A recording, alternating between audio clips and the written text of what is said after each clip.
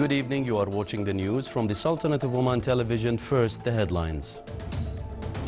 Rejoicing the royal visit of His Majesty the Sultan, the traditional festival continues in the Wilaya of Sohar.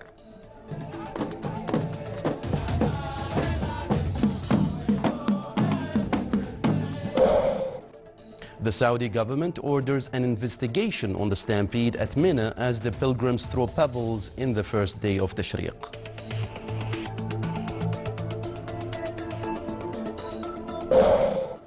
And a ceasefire agreement is reached in 3 Syrian towns as US President agrees to meet his Russian counterpart to discuss the crisis in the region.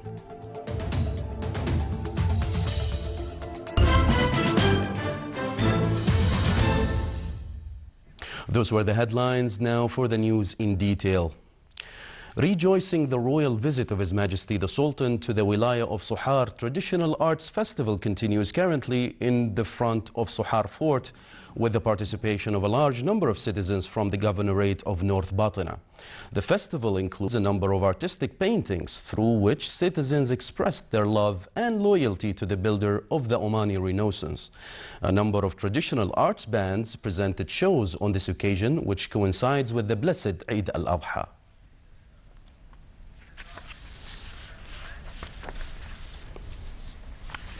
A ceremony named Hubbot al-Mudun was held in the celebrations ground in the Wilaya of Salalah on the occasion of the blessed Eid al-Adha. Poets expressed through poems their greetings and blessings to His Majesty the Sultan on this happy occasion. The ceremony was presided over by His Excellency Sayyid Mohammed bin Sultan al-Busaidi, Minister of State and Governor of Dhafar, with the attendance of a number of officials of the state, military and civilian units, along with their excellencies, the honorables and sheikhs of the governorate.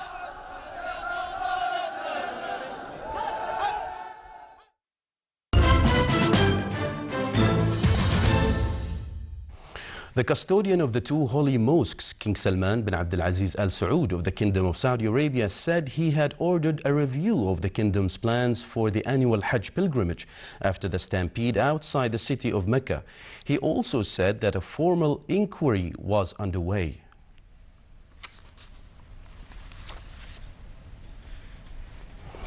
Saudi Health Minister Khalid Al-Falih said that the stampede yesterday that killed around 717 people at the Hajj pilgrimage was perhaps some pilgrims moved without following instructions by the relevant authorities, and an investigation would be conducted rapidly. He added that the injured were being transferred to hospitals in Mecca and to other parts of the country. Pilgrims began from the early hours of this morning to throw the pebbles in the second day of the blessed Eid al-Adha. Today, the first day of Tashriq, pilgrims continue to throw pebbles at the smaller, the medium and the bigger stones in the symbolic stoning of the devil ritual.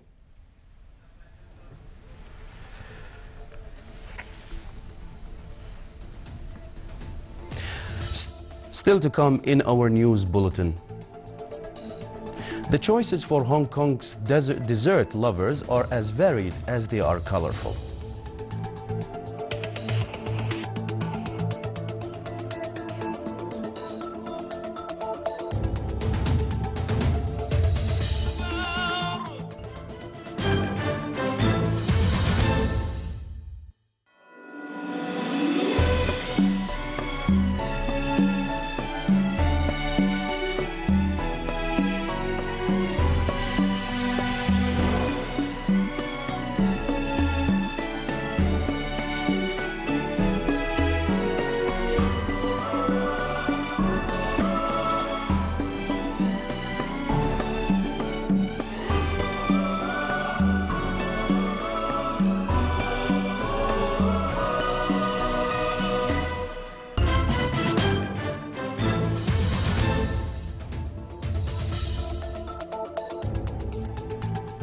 Welcome back to the news from the Sultanate of Oman television. An agreement was reached between the warring parties in Syria for a 6-month truce in the rebel-held town of Zabadani and 2 towns in the northeast. A ceasefire in Zabadani and the villages of Fu'a and Kafriya was agreed under the sponsorship of the UN. A UN spokesman, Jesse Chahin, said, "We can confirm that there were positive developments in the talks, which were facilitated by the UN, but added that it was up to the parties themselves to say if there was a deal to announce." Short truces agreed previously between the warring parties were often broken. A Syrian source close to the talks said that after a ceasefire began last Sunday, the accord will see the evacuation of some 10,000 civilians from besieged Fu'a and Kafriya on Saturday and Sunday. They will be driven out in Red Cross vehicles to regime-controlled areas. In exchange, some 500 rebels will withdraw from Zabadani and head for Idlib province. U.S. President Barack Obama appeared to pose a two-year effort to isolate Vladimir Putin, agreeing to what the White House said were repeated requests for a meeting. White House spokesman Josh Ernst has this to say. President Obama does look forward to meeting with President Putin at his request, at President Putin's request, next week. Both presidents will be attending the UN. The precise date of their meeting is still something we're hoping to resolve before the end of the day today. Russian said Monday. Okay. So I'll let you know whether or not we can confirm that on our end. But this, when the president sits down with President Putin, the top item on his agenda will be Ukraine. And President Obama will once again use this occasion to reinforce to President Putin the importance of Russia keeping the commitments that they've made in the context of the Minsk agreements. Chinese President Xi Jinping met with his U.S. counterpart Barack Obama at the Blair House, Washington, D.C. During the three-hour meeting, the two heads of states exchanged ideas on important issues of common concern like governing state and bilateral ties in a deep-going way. Xi stressed that the reform and opening up policy is China's best state policy and the fundamental drive for China's future development. China is a participant, constructor and contributor to the existing national system. The One Belt, One Road initiative and the construction of the Asian Infrastructure Investment Bank are both open, transparent and inclusive and benefit relevant countries in developing economy, increasing employment and reducing poverty. China welcomes America and relevant parties to participate. Greece needs to move swiftly to secure a positive review of its economic reforms by lenders in coming weeks and start discussions on debt relief, Prime Minister Alexis Tsipras said today. The firebrand leftist cemented his position as Greece's dominant political figure in national elections on Sunday, September 20th, in which his Syria's party won 145 of 300 parliamentary seats. His priorities include implementing the austerity mandated by Greece's international creditors, negotiating debt relief and dealing with waves of migrants landing on Greek shores, in addition to recapitalistics on Greece's bank. Greece's $96 billion bailout package, its third since 2010, is contingent on pension reform, ending tax breaks, labor reforms and privatizations. Greece has also become the main point of entry into Europe for migrants fleeing war and poverty in the Middle East. China today put 4 microsatellites into orbit, launched atop a new version of its long-established Long March 11 carrier rocket. The new model of the carrier rocket was fired at 9:41 a.m. local time from the Jiuquan Satellite Launch Center in the Gansu province. China's Xinhua news agency quoted China Academy for Launch Vehicle Technology statement saying, "The successful launch marked a major breakthrough for the nation in key technology for solid propellant rockets," the statement said. The launch was the 211th mission for the Long March rocket family. In desert-crazy Hong Kong, dedicated Cafes that offer only sweet options are packed day and night.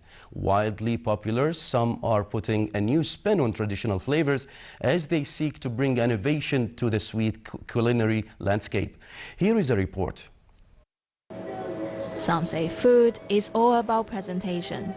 Here in Hong Kong, this chef is creating a dessert he hopes will catch the eye as well as taste buds.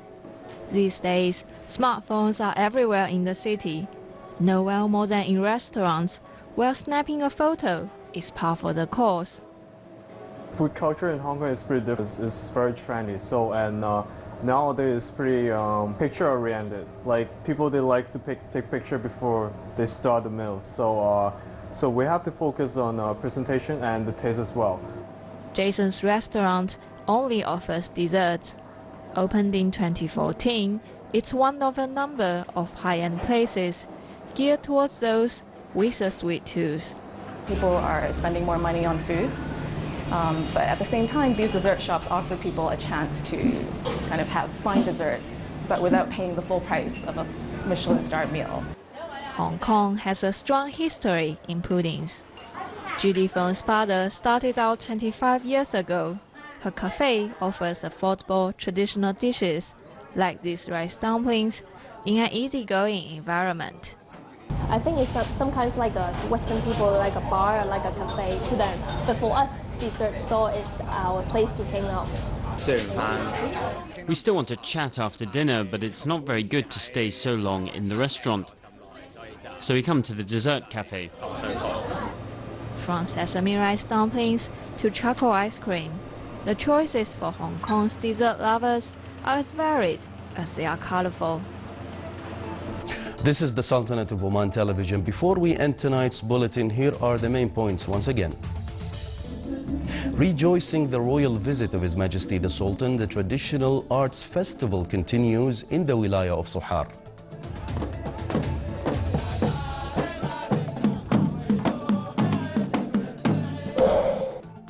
The Saudi government orders an investigation on the stampede at Mina as the pilgrims throw pebbles in the first day of Tashriq.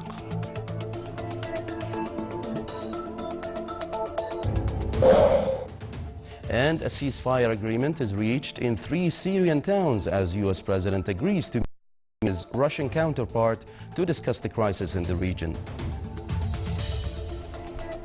With that, we come to the end of tonight's news bulletin. From all of us here at the newsroom and the studios, it's good night.